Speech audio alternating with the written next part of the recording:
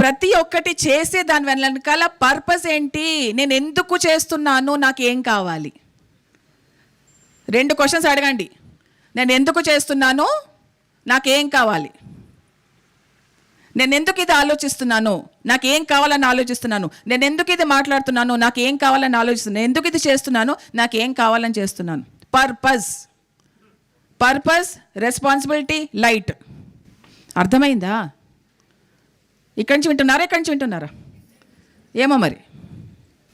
Okay, so Patriji టీచింగ్స్ని మనము తీసుకుని వెళ్దాం. Practice is very important. అమ్మగారు అన్నారు మెమరీ చిప్ ఎప్పుడు ఫుల్ అయిపోయింది, జీబీ ఫుల్ అయిపోయింది, మెగాబైట్స్ ఫుల్ అయిపోయినాయి. Practice is important. ఎంత విన్నా అది ఆచరణలో పెడితేనే లాభం ఉంటుంది. స్వేచ్ఛతో పాటు రెస్పాన్సిబిలిటీ ఉండాలి. ఏం చేసినా పర్పస్ ఉండాలి.